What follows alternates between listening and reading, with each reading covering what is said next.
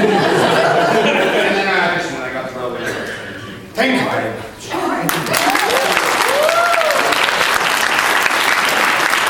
That was the worst summary ever, but it gave you a general idea. Dude said, hey, go audition, and I did. I have a question. What? How do you feel about dank memes? Dank memes? This is a very important question. Hold on.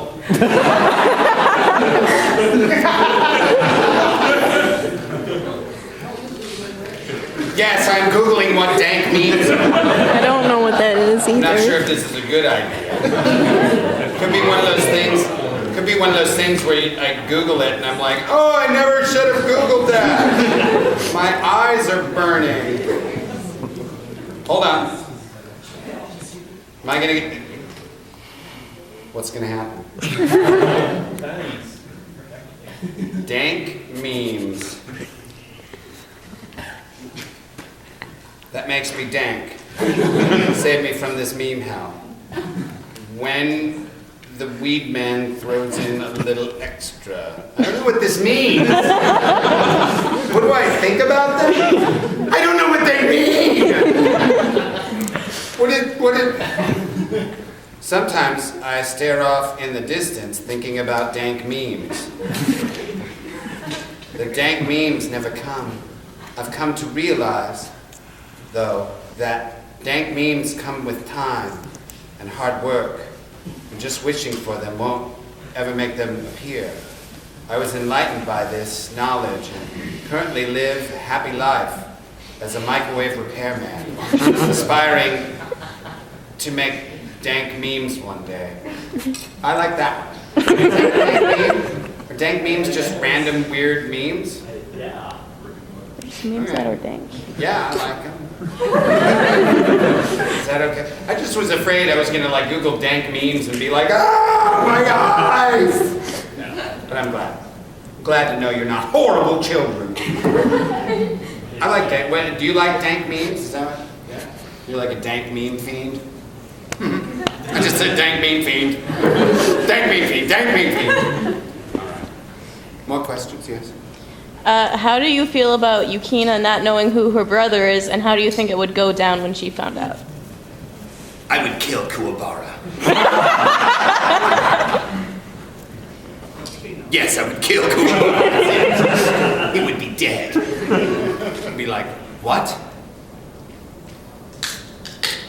Dragon of the darkness, flame! And he would be gone. Más preguntas por su cabezas? That didn't make sense. More questions for your head? Yes. So how often does the studio come to you with the voice, and how often do you see something and want to do it? Oh, they always come to me. They always invite me to audition for things they think I would be good at. Occasionally I've been able to say, hey, you know, Joel, you're auditioning for a show I like. And they'd be like, oh yeah, okay, I'll bring you in on that. But most of the time it's them coming to me.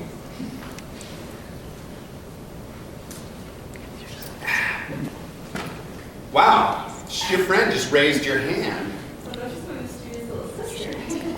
Your mischievous little sister just raised your hand.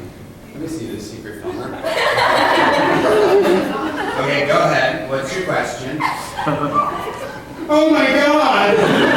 This breath is so stinky. It smells like coffee and sugar-free Red Bull. A little bit like burps. Okay. What's your question? It was more of a sort of like a question. Sure. If you had to do a pickup line for like each of your characters, or at least most of your favorites, what would those be? A pickup line from my favorite character? Let me see. This would be from Hiei. You're cute. This would be from Dr. Stein. Do you mind if I cut you open? This would be from Emperor Pilaf. This is literally from Emperor Pilaf. Oh, yeah, it's just so. Would you be my girlfriend? Let's see. From Shao Tucker, it would be, "Don't take me." From, let's see, who else? Android 17. "I'm not really interested in relationships." Seriously. Who else? Austria. Austria. Oh my goodness, Pasha, you're so cute. Stay away from my vital regions.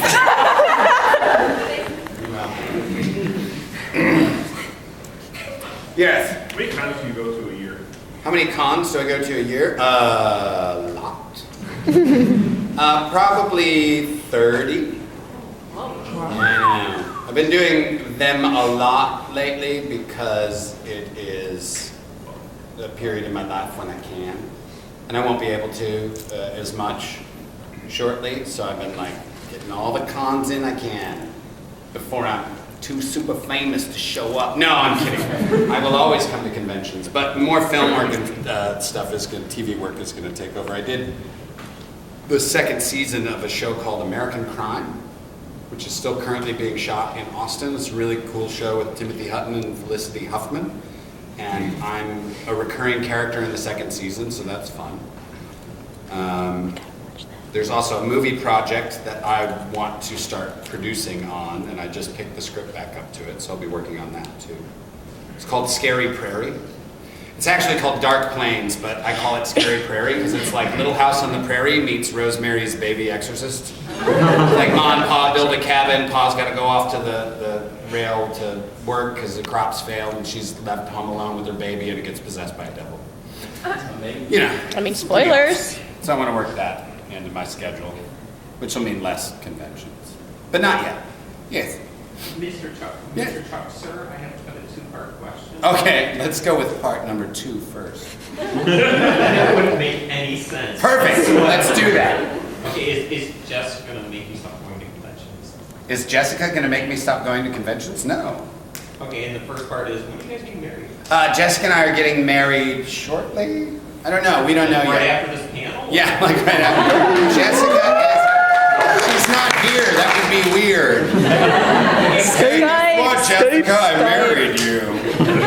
You weren't there, but we substituted a chibi version of it. No, Jessica is my lovely, lovely fiance. We live together in Fort Worth, and we'll get married once we're settling in with all the children, or hopefully we'll be settling in with all the children shortly. Hopefully after next week things will be a little more normal for them, and we'll be able to have a wedding in which they can participate. Yes, no, she loves going to conventions too. We're trying to pare it down to where we're only doing, like she'll do one month, we'll do one together, I'll do one the next month, then we'll do one together, so that it's mostly on days when we don't have children. Yes, there was a question over here, yes. Do you have a favorite anime? And if so, what is it? Trying to think of what my favorite, probably Akira. And that is one of the first ones that blew my mind, where you're sitting there and you're like, these stories are amazing, you know, and you're like, is that really good? You know, like, it's just kind of insane the way it makes you feel the first time you realize stories can be drawn and don't have to be filmed. There's a question over here somewhere. Yes? Does Jessica know what happened to Shao Tucker's wife? And if so, how did she feel about marrying you? She knows. She sits next to me at the table all the time, so we table together. She'll have her artwork out, and I'll be, you know, doing my little monkey dance with my crazy voices next to her all day, and she loves it, and she knows. She saw the little girl with the foul mouth telling me how much that didn't really happen. That'd be cool. That'd be cool for a kid to really have bad language. Like a 7-year-old? No, that's not cool. More questions? Yes? If you could rewrite one of the characters that you play to do something that another character in your series did, what would it be? Who would it be? I would probably have, so Android 17, when Cell showed up, he would, instead of getting killed by him and sucked up his tail, he would just leave so that he could be a recurring evil character. Oh, no, darn it. Cells showing up would turn Android 17 into like a bad guy, good guy, because then Android 17 would fight against Cell and then join forces, with Vegeta or Goku or Piccolo or all three of them and like fight Cell together. And then that fight would be over and the android would be like, and the dudes would be like, we don't trust you. And he'd be like, you can't trust me, I'm an android, but I will be here for you when you need me. Now I'm going to go destroy another planet, or maybe just tip over some garbage cans. And then like Android 17, they'd like catch him and he'd be like taking a dumpster like, they'd be like, would you stop that? And he's like, I'm not killing people. And he'd be like, okay. And like that's how he ends up a park ranger. And now I love squirrels. Squirrels are awesome. Look at this squirrel on my shoulder. I've named him 47. He's the 47th squirrel I've seen. No, I'm kidding. Bite the head off a squirrel. That'd be a good rewrite. I like that rewrite. Akira Toriyama, if you are listening, heed my words. They are good words, and you should obey me. That was a hard word, obey. Almost got stuck in my face. More questions? Yes. When you're disciplining the kids, you ever have your voice actors come out? No. Discipline's pretty serious business around not serious, but we've got a pretty good regimented way of disciplining, which usually involves like, whoa, do you want to try that again? How do we ask for the iPad? We don't just grab. You want to give that another shot? But when I am reading stories to them at night, all the voices come out. And occasionally the children will go, Dad, use your real voice. And I'll be like, I don't know what that is. And they go, we don't know what you are. But yeah, occasionally I will embarrass my children in the drive-thru. Hello, I would like a Big Mac, please. And then you pull around and you're like, hey, what up? They're like, did you order a Big Mac? Yes, I did. Are you sure? Yeah, man, I'm sure. Would you like ketchup with that? Yes, I love ketchup. What is the matter with you? I am a voice actor.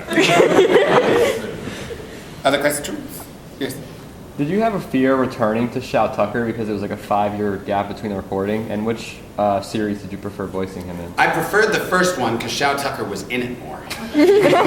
Second one was still good though, and I had no fear doing it again. No fear. I try not to have any fear of any kind at any point for anything. In all honesty, that's what I try to do. Like, if fear has ever, like the only time you should have fear is like you hear like creaking, like that may collapse, oh God. Like that's what fear is for. Fear is built for running from danger that will kill you, right?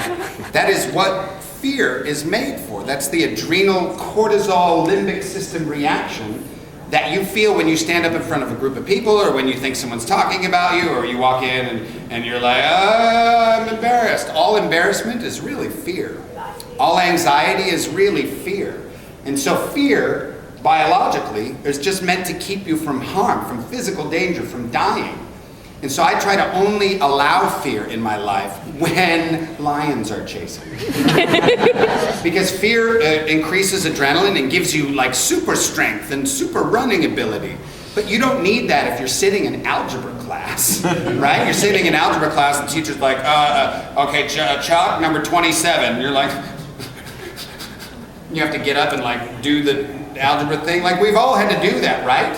And it's panic-inducing because they've shown that the most stressful thing you can do to the human body is to have it try to land a jet aircraft on an aircraft carrier at night in the middle of the ocean, risking the lives of everybody on the deck and yourself and your co-pilot. The second most stressful thing you can do is stand up in front of a group of people and try to do an algebra problem. And the funny thing is we ask children to do this starting at first. Go ahead, Billy, land that airplane. Go ahead. And so that's why we start out when we're playing, learning how to be very comfortable. as we are. And as we get older, it's like, people are like, shut up, you're stupid, your voice sounds dumb, why are you so ugly, oh, stupid face, or whatever kids say, because they're horrible. You're horrible creatures, child, you, I'm speaking to you, kid.